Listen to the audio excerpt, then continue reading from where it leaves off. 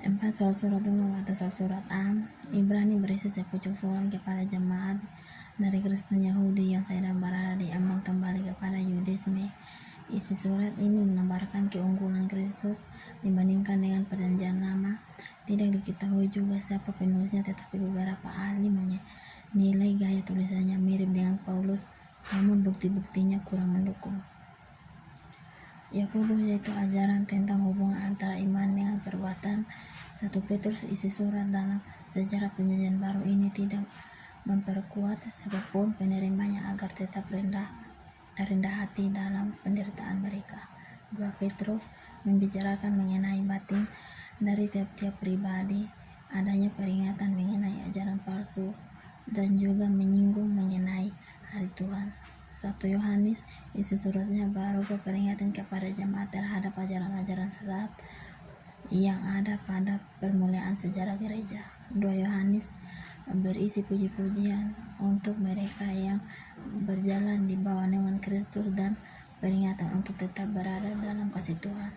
3 Yohanes, ungkapan rasa terima kasih Yohanes kepada Yesus atas kebangkitannya pada jemaat, dan juga teguran kepada Diotrephes. Yudas mengungkapkan para guru palsu pada ibarat dalam perjanjian lama untuk melukiskan penghakiman pada guru-guru palsu tersebut dan nasihat-nasihat untuk meneguhkan iman. 5. Kitab Wahyu. Bagian ini merupakan eskatologi, yaitu bagian dari teologi dan filsafat yang berhubungan dengan peristiwa pada masa depan dalam sejarah dunia atau nasib akhir seluruh umat manusia atau kiamat, yang dikirimkan kepada jemaat-jemaat yang dianiayai oleh pemerintah Roma dan berisi anjuran agar mereka tetap setia dalam iman mereka. Ketahui juga beberapa sejarah yang berhubungan dengan perkembangan agama Kristen, antara lain sejarah Konstantinopel, sejarah Hari Valentine, sejarah Perang Ambon, dan penyebab Perang Ambon di Indonesia. Konon Perjanjian Baru. Perjanjian Lama tidak sepenuhnya diakui secara serempak di antara semua kelompok Kristen utama seperti Katolik, Roma Protestan, Ortodoks, Yunani, Ortodoks Slavia, dan Ortodoks Armenia.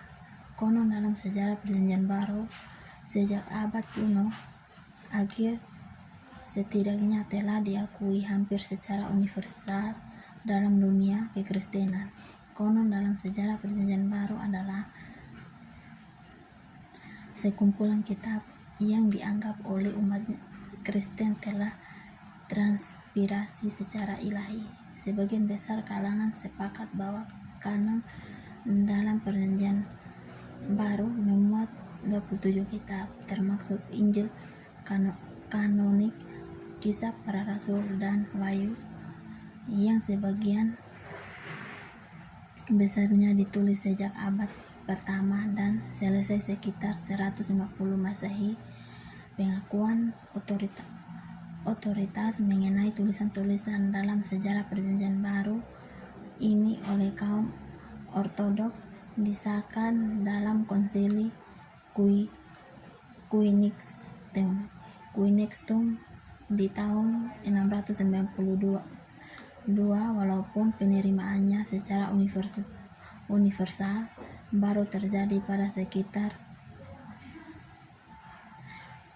pertengahan tahun 300-an Masehi. Kalangan Katolik membuat suatu ketetapan atau kanon Alkitab yang digunakan oleh mereka pada Konsili Trante di tahun 1946 melalui penegasan kembali kanon-kanon yang berasal dari Konsili Florence 1442 dan Hippo, serta Kartago atau Afrika Utara pada tahun 393 sampai 419 Masehi, Gereja Inggris menetapkan dogmanya yang termuat dalam 39 artikel pada tahun 1563, dan kalangan Calvinis baru memasukkan dalam pengakuan iman Westminster pada tahun 1647.